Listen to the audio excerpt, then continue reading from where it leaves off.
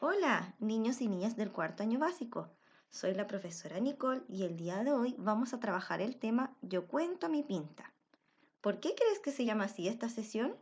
Piensa. A lo largo de esta presentación te vas a dar cuenta por qué.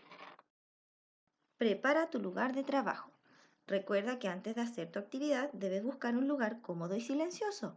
Debes tener a mano tu texto estudiantil de lenguaje y comunicación, tu cuaderno de asignatura de lenguaje, lápiz y goma y lápices de colores.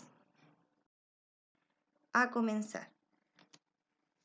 Antes de empezar, recuerda que debes tener tu texto estudiantil de lenguaje en la página 50 y vas a realizar las siguientes predicciones.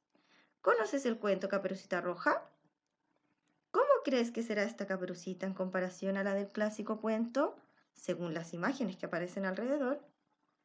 ¿Cómo crees que será esta historia? ¿Qué cosas cambiarán? Lectura del cuento. Vamos a comenzar a leer el cuento La Caperucita. Lee una vez de manera silenciosa en tu mente. Luego vuelve a leer el texto junto a algún familiar o algún adulto que esté en esos momentos.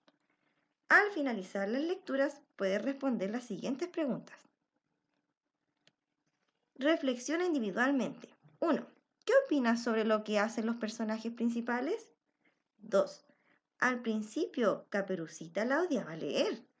¿Te identificas con ella? ¿Por qué? Estas preguntas respóndelas en tu cuaderno para que podamos compartir el día de la retroalimentación. Preparemos el trabajo de escritura. Una vez que hayas terminado la lectura del cuento Caperucita, vamos a hacer el trabajo de escritura de un cuento. Para ello debe tener el cuaderno de asignatura listo, lápiz y goma. Y obviamente seguir los siguientes pasos para planificar primero la escritura del cuento. Número 1. Piensa en un cuento clásico y escoge el que más te guste o te parezca divertido. Yo aquí puse algunos ejemplos de los cuentos clásicos que a lo mejor conozcas. Los Tres Cerditos, Rapunzel, Pinocho o Ricitos de Oro o el que tú conozcas y quieras realizar. Paso número 2. Cambia aspectos de la historia para que sea totalmente distinta, pero debes utilizar los mismos personajes del cuento. Número 3. Comenta estos aspectos con alguien de tu casa y escríbelos en tu ficha de planificación que te voy a mostrar a continuación. Planificación de mi cuento. Este cuadro debes realizarlo en tu cuaderno de asignatura.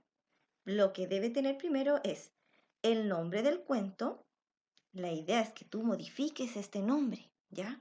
Del cuento original. Personaje principal.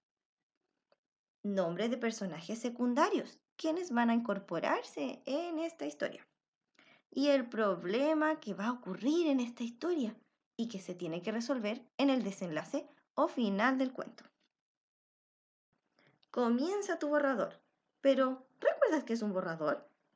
Un borrador es un ensayo del texto final. Este te sirve para preparar tu trabajo. Pueden haber errores que serán corregidos en este ejemplar para que después quede perfecto tu trabajo final. Para que sea un cuento debe tener las siguientes cosas. Un título, que debe ser el nombre del cuento que tú creaste o que modificaste del original. Debe tener párrafos que separan las ideas, como aparece en la imagen de al lado. Estos párrafos deben estar separados como mínimo por el inicio. Recuerda que un cuento debe tener partes importantes. El inicio es donde se presentan los personajes y el lugar. Debe tener un desarrollo, que es donde se presenta la problemática del texto. Y un desenlace, que es el final de la historia, que es donde se resuelven los problemas o no, puede que no se resuelvan. Esa es tu decisión porque es tu historia. Dibujos e ilustraciones alrededor del texto. Y debe contar con máximo una plana de tu cuaderno, por lo tanto no debe ser un cuento muy extenso. Para realizar tu cuento, debes considerar las reglas básicas de escritura que te voy a mostrar.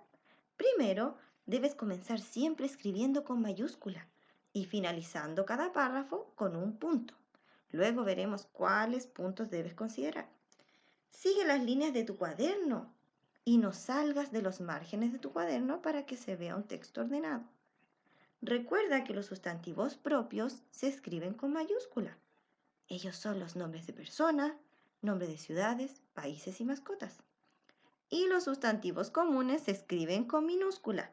Personas como niño, niña, lugares, animales y cosas. Te voy a mostrar unos ejemplos. Los sustantivos propios, recuerda que se escriben con mayúscula. Por ejemplo, nombre de personas, como aparece la señora Teresa. Nombres de lugares, pueden ser ciudades o países. En este caso, aparece México, como también puede ser Villa Alemana, Valparaíso. Nombres de animales, como aquí puedes ver, la niña tiene un perrito que le puso Calcetín. Algunos tienen perritos o mascotas llamadas Toby o un montón de nombres más. En cambio, los sustantivos comunes se escriben con minúscula. Pueden referirse a personas como niño, niña, bebé, mujer, hombre. Lugares también se escriben con minúscula, por ejemplo, piscina, parque, habitación. Animales, como por ejemplo en la imagen aparece un loro. Puede ser un perro, un gato, cualquier animal que no tenga ningún nombre especial. Y objetos, por ejemplo, un clip, una caja, la mesa, la silla, todos esos objetos son sustantivos comunes y por lo tanto se escriben con minúscula ya que no tienen un nombre propio. Otro aspecto que debes considerar en la escritura son las reglas de puntuación. El día de hoy vamos a ver el punto, vamos a recordar la coma, los signos de interrogación y signos de exclamación. Acá puse una imagen con cada uno de los símbolos que vamos a ver el día de hoy. Empecemos con el punto seguido. El punto seguido separa dos frases en un mismo párrafo. Se cambia de idea, pero no se cambia de tema. Por ejemplo, en este párrafo dice, el niño hace surf. Punto seguido. Las olas son muy grandes. ¿Te das cuenta que se continúa la historia, pero se cambia de idea? Es ahí cuando se pone un punto seguido. El punto aparte.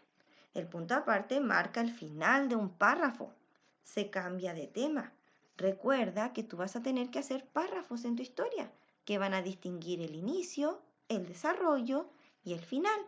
Por lo tanto, tiene que haber un punto aparte que las distinga, ya que aquí se cambia de tema. Por ejemplo, el cerebro se divide en dos partes llamados hemisferio izquierdo y hemisferio derecho. Ahí hay un punto. ¿Cuál será ese punto? Es el punto seguido porque continúa en el mismo párrafo. Dice así. Estos dos hemisferios se conectan entre sí a través de una estructura denominada cuerpo calloso. Ahí hay un punto que está de color morado. Ese punto es un punto aparte. Fíjate bien, ahora va a aparecer otro párrafo. Hay un espacio que divide de un párrafo con otro. Ahí es cuando debe estar el punto aparte. Y el punto final indica que la historia o el texto ha terminado. Por ejemplo, aquí está el mismo texto que te leí anteriormente. Tiene 3 párrafos grandes, ¿cierto? Divididos con un punto aparte. Pero mira, acá hay un puntito marcado con amarillo.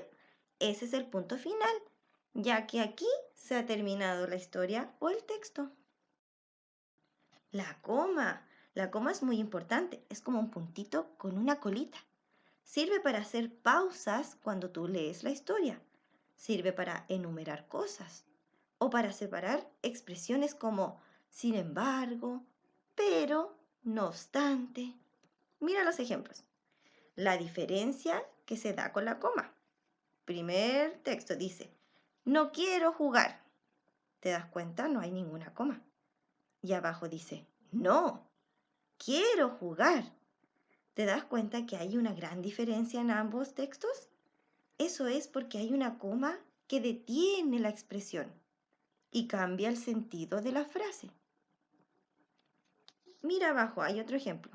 Mis animales favoritos son los perros, las jirafas, los monos y los elefantes.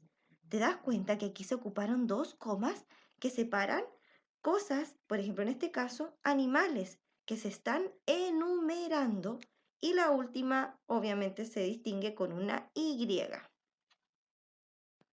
Signos de interrogación. Si tú en tu texto quieres incorporar alguna pregunta que algo mejor un personaje quiere decir, debes poner estos signos de interrogación. Por ejemplo, si es que tú quieres decir, ¿cómo has estado? ¿Por qué hiciste eso? ¿No lo recuerdas? Son expresiones que necesitan tener un tono de pregunta. Por lo tanto, ahí tú debes poner signos de interrogación que abran y cierren la pregunta. Signos de exclamación. Estos signos, si es que tú quieres incorporarlos en tus frases del texto o cuento, puedes darte cuenta que demuestran sorpresa, asombro, alza de voz o emoción. Mira, te voy a dar unos ejemplos. ¡Qué susto me ha dado! Te quiero mucho, mamá. ¿Te das cuenta que ahí hay una gran diferencia cuando pongo los símbolos? Ahí me doy cuenta de que hay una emoción, un asombro, a diferencia de que no los ponga. Por ejemplo, voy a leer la frase sin los signos de exclamación. ¡Qué susto me ha dado! Te quiero mucho, mamá. ¿Te das cuenta que hay una gran diferencia? Revisa tu borrador. Una vez que hayas terminado tu primer borrador en el cuaderno, muéstraselo a algún adulto familiar o envíaselo a tu profesora para que lo pueda corregir. Estas correcciones tú tienes que considerarlas para que luego quede tu trabajo final perfecto. Una vez que haya corregido todos los errores, escribe tu trabajo final en una hoja limpia de tu cuaderno para que quede como un cuento ordenado. No olvides las partes del cuento que te nombré anteriormente, el inicio, desarrollo y desenlace separadas en párrafos. Y también no puedes olvidar los dibujos e ilustraciones del cuento que tú creaste. Comparte tu trabajo final. Ya has terminado tu texto final. Puedes leer tu cuento el día de las retroalimentaciones a tus compañeros, compañeras y profesora. O puedes enviar por fotos a tu profesora para que evalúe tu trabajo de manera formativa y lo pueda revisar. O si te da vergüenza y te da mucha cosita mostrar o leer tu trabajo el día de la retroalimentación, puedes enviárselo a tu profesora por fotografía y ella lo leerá por ti el día de la retroalimentación. Pero debes avisarle a la profesora para que sepa esta información. Beneficios de la escritura. Hemos terminado nuestro trabajo de escritura y de lectura. Y ahora es necesario que sepas los beneficios que tiene este proceso. Por ejemplo, te va a ayudar a potenciar tu aprendizaje y desarrollo. Estimula la memoria, tu atención y concentración. Ayuda a aumentar tu creatividad e imaginación. Y desarrolla tu motricidad fina. Recuerda que todas estas habilidades te van a servir para tu futuro y para tu vida como adulto. Así que no olvides todos estos beneficios que trae la escritura. Si tienes alguna duda o consulta, recuerda realizarla a través de los medios de comunicación con tu profesora Nicole o tu profesora Pamela. Que esté muy bien, cuídense mucho y nos vemos. Adiós.